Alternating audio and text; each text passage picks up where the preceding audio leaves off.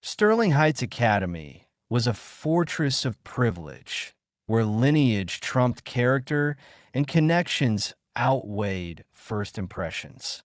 Tucked in the elite enclave of Sterling Heights, the private school was a world unto itself, governed by unwritten rules and whispered hierarchies.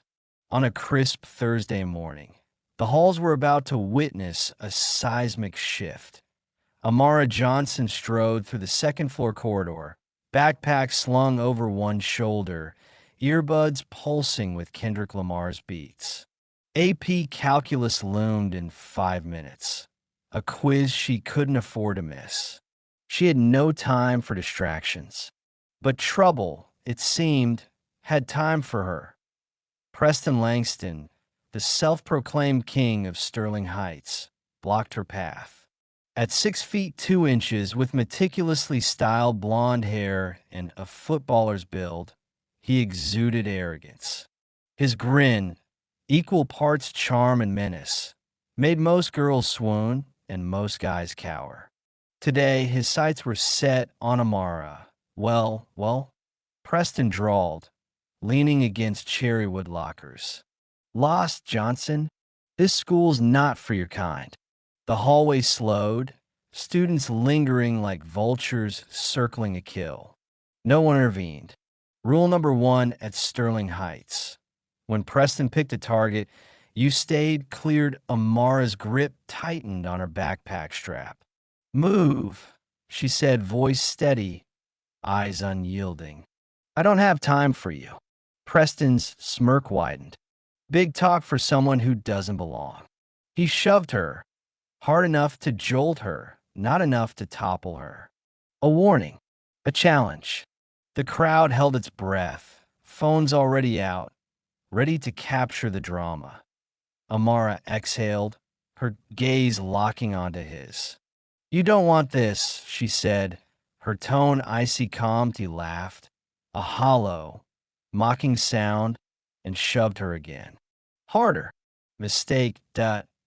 In one fluid motion, Amara dropped her backpack, seized his wrist, and pivoted. Before Preston could react, she flipped him over her shoulder. He crashed to the floor with a bone-rattling thud, sprawled flat on his back, pride shattered. The hallway froze, then erupted. Gasps, laughter, cheers, phones flashing. World star, someone shouted. Amara grabbed her bag, stepped over him like he was nothing, and tossed out, told you. The crowd roared as she walked away. Preston, red-faced and humiliated, clenched his fists. This wasn't over.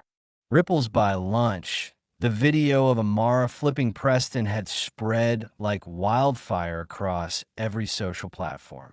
Rich kid wrecked by black girl at elite academy trended, racking up thousands of likes and comments. She's a legend. Teach me that move. Amara's world shifted overnight. Students who'd ignored her for years now clamored to sit with her, their whispers replaced by awe. But not everyone was cheering. Preston wasn't just embarrassed. He was livid. His reign as Sterling Heights' untouchable king was crumbling, and he wanted blood. Chapter 3. The trap. Friday morning, the school still buzzed with Amara's victory. She felt the stares, some admiring, some wary, some hostile. During fourth period, her phone vibrated. An anonymous text. Meet me at the gym after school. Let's settle this. Preston. Obvious. Amara didn't hesitate. If he wanted a rematch, she'd give him one. Fear wasn't in her vocabulary. The showdown Sterling Heights gym gleamed under towering ceilings, championship banners swaying above polished floors. At 4:15 p.m., it seemed deserted. Amara stepped inside, sneakers squeaking faintly. The door slammed shut behind her. Big mistake, Johnson, Preston's voice echoed. He emerged from behind the bleachers, flanked by 3 of his loyal goons, Jace, Ethan, and Marcus. big, brainless, and ready to back him up. 4 against 1. Cute, Amara said, crossing her arms. Scared much. This isn't about fear, Preston snapped, eyes blazing. It's about respect. He lunged, fists swinging wide, fueled by rage but sloppy with it. Amara dodged effortlessly, her movements precise. Jace charged. She swept his legs, sending him crashing. Ethan tried, grabbing her from behind. She drove an elbow into his ribs, dropping him. Marcus hesitated, and she capitalized, planting a swift kick to his chest. He crumpled. Preston, wild with fury, rushed her. She sidestepped, landed a sharp kick to his stomach, and slammed him to the floor by his collar. Crouching beside him, she whispered, "Touch me again, and you'll regret it." The new order, the gym, fell silent, save for Preston's groans and his crew's labored breaths. By morning, Sterling Heights had a new legend. Amara wasn't just a student anymore. She was a force. Preston's name no longer inspired fear. Hers did. Whispers followed her, not of disdain, but of respect. Preston learned the hard way. Some people you just don't mess with.